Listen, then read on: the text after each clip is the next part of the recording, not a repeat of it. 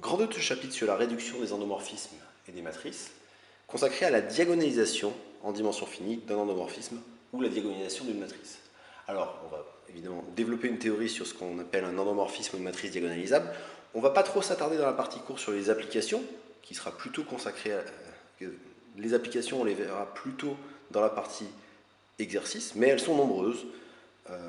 Donc c'est quelque chose qu'on va essayer de rechercher extrêmement souvent quand on aura une matrice ou quand on aura un endomorphisme en dimension finie. Pour simplifier les choses, on espérera toujours qu'il sera diagonalisable. Alors je commence par la définition d'un endomorphisme diagonalisable en dimension finie ou de la diagonalisabilité d'une matrice carrée. La définition est la suivante, soit E un K espace vectoriel de dimension finie, U un endomorphisme de E. On dit que U est diagonalisable s'il existe une base de E dans laquelle la matrice de U est diagonale. Quand je dis une matrice diagonale, c'est évidemment une matrice avec des zéros partout sauf sur la diagonale. Quand je parle de la diagonale d'une matrice, c'est toujours la diagonale qui part de en haut à gauche vers en bas à droite. Pour une matrice carrée, A dans Mn de K, on dit que A est diagonalisable si A est semblable à une matrice diagonale. Alors donc évidemment, toute matrice diagonale est diagonalisable, mais il y aura des matrices qui ne seront pas des matrices diagonales, qui seront diagonalisables si elles sont semblables à des matrices diagonales. Alors, comme dans la réduction, il y avait des énoncés sur les endomorphismes en dimension finie et des résultats sur les matrices carrées, et puis on avait vu qu'ils étaient intimement liés les uns aux autres, pour la diagonalisabilité, c'est pareil. On a un lien très clair entre les diagonalisabilités d'une matrice carrée et d'un endomorphisme. La propriété est la suivante. Soit E un K espace vectoriel de dimension finie, de dimension n, et B une base de E. Je considère U un endomorphisme, et je note A la matrice de U relativement à la base B. Alors, l'endomorphisme U est diagonalisable si et seulement si sa matrice dans n'importe quelle base, notamment dans la base B, sa matrice A est diagonalisable.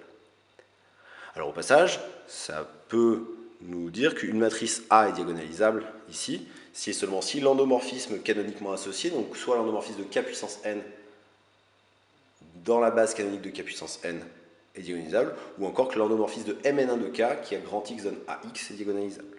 Alors prouvons cette propriété de lien entre la diagonalisabilité d'une matrice et d'un endomorphisme. J'ai une équivalence logique à démontrer. Dans ce cas-là, je procède par double implication. L'implication de gauche à droite, je suppose que U est diagonalisable et je montre que A est diagonalisable. Comme U est diagonalisable, j'applique la définition, il existe B', une base de E, telle que la matrice dans B' de U soit une matrice D diagonale. Mais la matrice de U dans l'autre base B, c'était A. Eh bien, on va relier la matrice A et la matrice D par la formule de changement de base, en disant que j'appelle P la matrice de passage de B à B', et par la formule de changement de base, on a que la matrice de U dans B vaut P, D, P-1, où D c'est la matrice de U dans B', c'est-à-dire la matrice diagonale. Et finalement, A est semblable à D, puisque la matrice P c'est une matrice de passage entre deux bases, elle est inversible. A égale P, D, P-1 vous dit que A et D sont semblables, et donc que A est diagonalisable au sens de la définition qu'on a donnée là.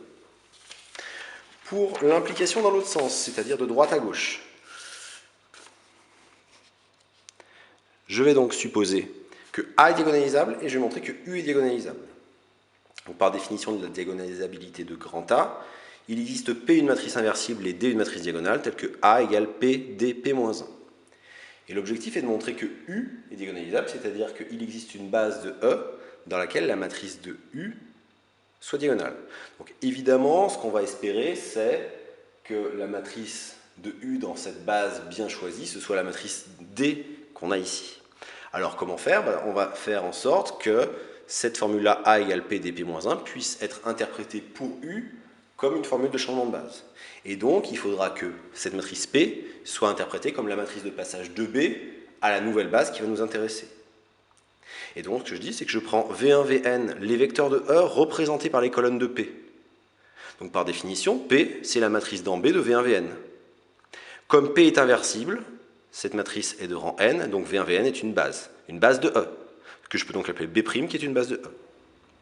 Mais par la formule de changement de base, la matrice dans U dans B' vaut P-1 AP, donc c'est la formule de changement de base pour un endomorphisme, sauf que P-1 AP, comme A c'est P, D, P-1, ça fait P-1 P, D, P-1 P, les P-1 P s'en vont, et il reste que la matrice de U dans B' c'est D.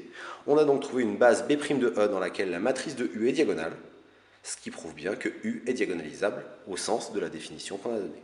Donc on a une traduction, comme dans le grand 2 où on avait une traduction littérale entre les éléments propres d'un endomorphisme et les éléments propres de sa matrice relativement à une base de données, comme on avait le fait que le polynôme caractéristique d'un endomorphisme était égal au polynôme caractéristique de sa matrice dans n'importe quelle base de données, et bien en fait la diagonalisabilité d'un endomorphisme sera équivalent à la diagonalisabilité de la matrice de cet endomorphisme dans n'importe laquelle de ses bases.